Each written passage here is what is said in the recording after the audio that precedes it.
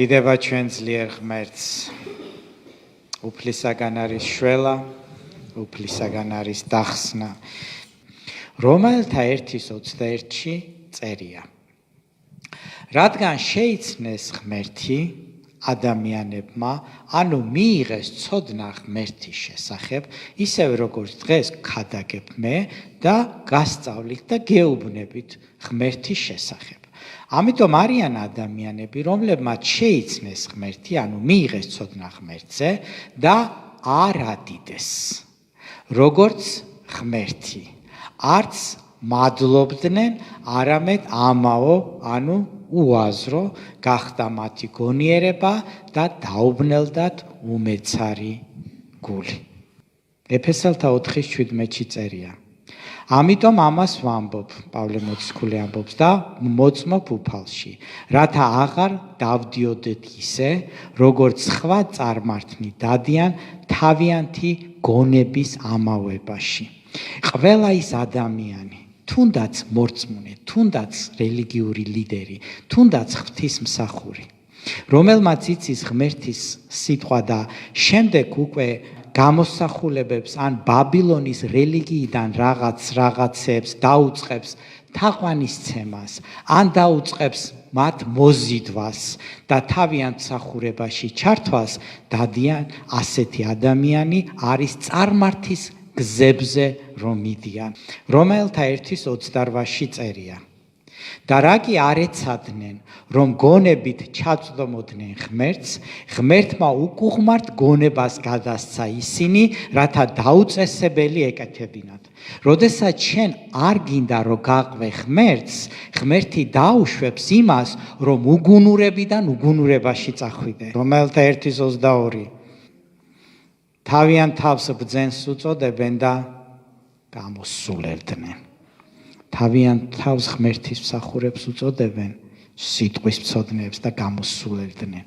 რომელთა 1:23 და უხრწნადი ღმერთის დიდება გაცვალეს ხრწნადი ადამიანის ფრინველთა, ოთხფეხთა და ქვეწარმავალთა ხატების მსგავსებაში.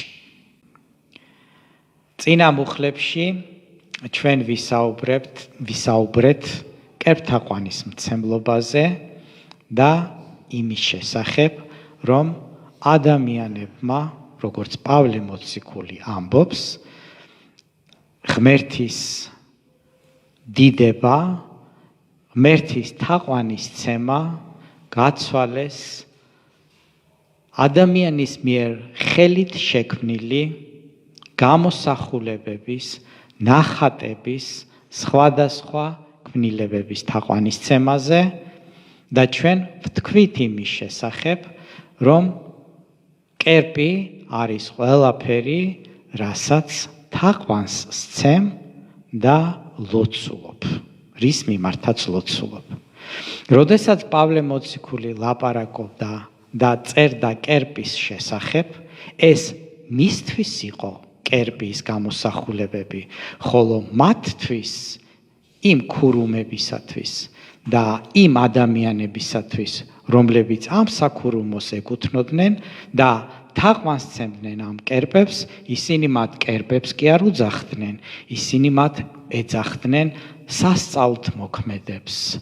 ისინი ამ გამოსახულებებს თუ ნახატებს პატივს სცემდნენ და საკრალურად მიიჩნევდნენ. ამიტომ ჩვენ ვისაუბრეთ და პავლე მოციქულის დროსაც იყო ეს პრობლემა, რომ მთელი საზოგადოება იმის მაგივრად, რომ ცოცხალი ღმერთისთვის ეცა თაყვანი, ჩაფლულნი იყვნენ ამ გამოსახულებების და ქანდაკებების თაყვანისცემაში, შეძენაში და მის წინაშე ლოცვაში. რომელთა 1:24 ამიტომ პავლე მოციქული აგრძელებს. ამიტომ, ანუ იმის გამო, რომ ადამიანები ჩაფლული არიან სხვადასხვა საგნების თაყვანისცემაში და მათ გასაკრალურებაში, ამიტომ გადასცა ისინი ღმერთმა მათივე გულის თქმებს სიტყვა გულის თქმა ნიშნავს საითაც გული უწევს. თავის მათივე გულის თქმების უწმინდურებას, რათა თვითონვე შეებილწათ თავიანთი სხეულები ერთმანეთში. ნახეთ ძვირფასებო, პავლე მოციქული კერპ თაყვანისმცემლობას, ანუ საგნების თაყვანისცემას უკავშირებს გარკვეულ უწმინდურებას და სიბილწეს. ანუ ის ამბობს, რომ ადამიანები, რომლებიც ჩაფლულნი არიან და რომლებიც მსახურნი არიან ამ კერპ თაყვანისმცემლობის, ის კავშირში არის გარკვეულ სიბილწესთან. ანუ არის გარკვეული უკავშირი ამ ორ მოვლენას შორის. დაწერილია, რომ ღმერთმა გადასცა ისინი თავიანთ გულის თქმებს. სიტყვა გადასცა არ ნიშნავს იმას, რომ ღმერთმა აიღო ადამიანი და გადასცა რაღაც ბოროტებას. ისე არ უნდა გავიგოთ, რომ ღმერთმა უბიძგა ხელი ადამიანებს, რომ უწმინდურებაში შესულიყო. არა. არამედ აღებული იყო ღმერთის წყალობა მასზე და შესაბამისად მიშვებული იყო თავის უკეთურებაში. იცით ძვირფასებო, ღმერთის წყალობა მნიშვნელოვანი არის, რომ არის ჩვენზე. ღმერთის წყალობით მუშაობს შენი გული. ღმერთის წყალობით იღვიძებ დილით. ღმერთის წყალობით ამოდის მზე. ღმერთის წყალობა თუ მოიხსნა, შეუძლებელი არის, რომ ბოროტისაგან იყო დაცული. დაწერილი არის, რომ ამის გამო ერთი რუსული გამონათქვამია ასეთი, რომ ვისაც ღმერთიო გამუბოკარა, ვისაც ღმერთის ჯისო, მას გონებას ართმევსო. ანუ თუ შენი გონება წაგერთვა და არ არის ღმერთის სიტყვაში, იცოდე, რომ მიშვებული ხარ და აუცილებლად დამარცხებული იქნები. დაწერილია, რომ ამის გამო ღმერთმა გადასცა თავიანთ გულის თქმებს. ანუ რის გამო? კერპ თაყვანისმცემლობის გამო და იმის გამო, რომ ღმერთის სიტყვას არ მიყვებოდნენ და ჩვენ ვთქვით წინა მუხლების გარჩევისას, რომ ადამიანები, რომლებიც შეგნებულად იციან ჭეშმარიტება და უხვევენ ჭეშმარიტებიდან, ანუ ადამიანები და მსახურები, რომლებმაც იციან ღმერთის სიტყვა და ღმერთის სიტყვის თანახმად რა არის სწორი და ჭეშმარიტი, მაგრამ რაღაცის გამო და ხშირ შემთხვევაში იმის გამო, რომ საზოგადოებაში გამოჩნდნენ კარგად, გამოჩნდნენ ასე იგი იმდაგვარად, როგორც საზოგადოებას მოსწონს, ამიტომ ისინი გადაუხვევენ ჭეშმარიტებას, შეალამაზებენ ყურის მოსაქავებლად და ჭეშმარიტებას შეუზავებენ იმ ბაბილონისაგან ამოზიდურ უკეთურებას. და როდესაც ზოგჯერ არის მსახურება, როდესაც ჭეშმარიტის სიტყვა უნდა მოდიოდეს, მაგრამ ჭეშმარიტებასთან ერთად მოდის კომპრომისული, შეზავებული, არასახარებისეული ქადაგება. ზუსტად ამის გამო ადამიანები რომ ასე იქცევიან, ამის გამო ისინი გადაცემული იქნებიან, ისინი იქნებიან მიტოვებული წყალობისაგან და თავისი გზით შეძლებენ, ჩავარდნენ გულის თქმებში და დაღუპვაში. ოსიას 4:17 და 19 ჩათვლით. კერპებს მიეკარა ეფრემი და ეხსენით მარტო დატოვეთ. ნახეთ ძვირფასებო. ვინც კერპებს მიეკრება ეფრემი, თქვენ იცით, რომ არის ისრაელის შტო, ხო ესია? ის იყო ცოცხალი ღმერთის მორწმუნე. მაგრამ მიეკრა კერპებს. გადაუხვია, შეაზავა. ეფრემი მარტო ერთი კაცი არ იყო, მთელი ტომი იყო. ნახეთ, გადაუხვია და წარმართობა შეაზავა. მარტო ის კი არა, რომ ისინი არ ამბობდნენ, რომ ჩვენ მამაპაპების რწმენაზე ვარ და იაჰვე ღმერთს ვადიდებთ. ამბობდნენ ამას, მაგრამ კერპებისკენაც გაუწია გული. გაუწია გული სხვადასხვა რიტუალებისაკენ და შეურია, სიწმინდეც ჰქონდა და ბაბილონის რიტუალიც ჰქონდა. ღმერთი რას ამბობს? უყურებს ზემოდან და თქვა, გავუშვით. მისი გული კერპებისკენ არის უკვე გადაზნექილი. ერთ დროს იყო წმინდა და კარგი, მაგრამ რაღაც მომენტში დაიწყო და მიეკრა მისი გული. დაეხსენით. არ მიეკაროთ, გაუშვით. მარტო დატოვეთ. გამოუნელდათ სასმელი, რუშობენ. მათმა მთავრებმა მეტად შეიყვარეს უზნეობა. ძვირფასებო, სასმელთანაც არის კავშირი. გამოუნელდებათ სასმელი, რუშობენ. მათმა მთავრებმა მეტად შეიყვარეს უზნეობა. შეავიწროებს მათ ქარი თავისი ფრთებით და შერცხვებად თავიანთი მსხვერპლისა. მსხვერპლიც მიჰქონდათ, ისე კი არა. თან კერპები ჰქონდათ, თან მსხვერპლსაც წირავდნენ იაჰვე ღმერთს. რომელთა 1:25. რომელთა 1:25. რომელთაც სიცრუეზე ანუ ვაგრძელებთ, რომელთაც ვიზია ლაპარაკი უკვე ამ ხალხზე, რომლებმაც დაისახეს, რომ თაყვანისცენ გამოსახულებებს, რომლებიც ღმერთმა მიუშვა თავის მოქმედებებში, რომელთაც სიცრუეზე გაცვალეს ღმერთის ჭეშმარიტება. შექმნილს რომ სახურებდნენ და არა შემოქმედს, რომელიც კურთხეულია უკუნითი უკუნისამდე. რამდენს ლაპარაკობს პავლე მოციქული, რომ ამ ხალხმა თავისი უგუნურებით გაცვალეს. რას ნიშნავს სიტყვა გაცვალეს?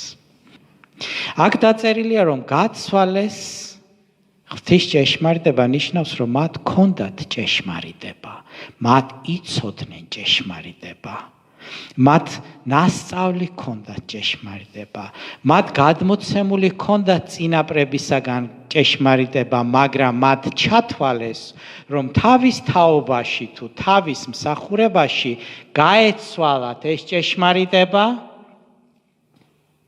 ღმერთის ჭეშმარიტება გაეცვალათ სიყალბეზე, სიცრუეზე. ჭეშმარიტებას მოაქვს სიცოცხლე. სიცრუეს რა მოაქვს? სიკვდილი. დაწერილია, რომ გაცვალეს ღმერთის ჭეშმარიტება სიცრუეზე. რატომ გაცვალეს სიცრუეზე? გულის თქმები ჰქონდათ. რაღაცის გამო გააკეთეს. ადამიანებმა რო ილაპარაკონ კარგად მასზე, ამპარტავნება რო ჰქონდეთ, დაფასება რო ჰქონდეთ, პატივი რო ჰქონდეთ, ფული რომ ჰქონდეთ, კეთილდღეობა რო ჰქონდეთ, გაცვალეს ამიტომ. იმიტომ რომ ჭეშმარიტება ვისაც უჭირავს ვიწროა გზა. სიცრუის გზა ფართოა, მაგრამ სად მიდის? თქვენც კარგად იცით. და რა არის ეს სიცრუე? შექმნილს მსახურებენ და არა შემოქმედს. ხელით ნაკეთებს მსახურებენ. რა არის მსახურება? თაყვანს ცემ, გადააბრძანებ, გადმოაბრძანებ, პატივს მიაგებ, საპატიო ადგილზე დაასვენებ. პავლე მოციქულის დროსაც იგივე იყო. მაგრამ ამბობს, რომ შემოქმედი, რომელიც კურთხეულია მარადიულად. ქმნილი ფუჭდება. შემქმნელი მარადიულია. ესაიას 44:9-დან 11-ის ჩათვლით. ესაიას 44:9-დან 11-ის ჩათვლით. კერპთ გამომსახველნი ყველანი ფუჭნი არიან და მათი ძვირფასეულობანი უსარგებლონი. რის მოწმენიც თავად არიან, ისინი ვერ ხედავენ და ვერ ხვდებიან, ამიტომაც შერწყნენ. ვინ გამოსახა ღმერთი და ჩამოასხა კერპი, სარგებლობა რომ არ აქვს, აჰა, ყველა მათი მეგობარი შერწყება. ოსტატნიკი, რომლებიც ხატავენ ამ ყველაფერს, ადამიანთაგან რომ არიან, ისინი ხომ ადამიანები არიან. შეიკრიბონ ყველანი და დადგნენ, შეშინდებიან, შერწყებიან ერთად. იმიტომ რომ მათი ხელით ნამოქმედარი ვერ შეედრება შემომქმედს. ადამიანი ქმნის თავის ჭკუაზე მატარებელ კერპს, არ სურს ღმერთთან ურთიერთობა. რატომ ურჩევნია ადამიანს გამოსახულება? იმიტომ რომ მის ჭკუაზე ატარებს. მაგრამ ღმერთს შენ ჭკუაზე ვერ გაატარებს. არის ესეთი ამბავი, რომ მასწავლებელმა ბავშვებს მისცა დავალება, რომ ღმერთი დახატეთო. უпростоრად თავისუფალი თემა მისცა, რაც გინდა დახატეთო. და დაიწყეს ბავშვებმა ხატვა, ზოგმა მდელო დახატა, ზოგმა დედა, ზოგმა მანქანა, ზოგმა რაღაც ქუჩა.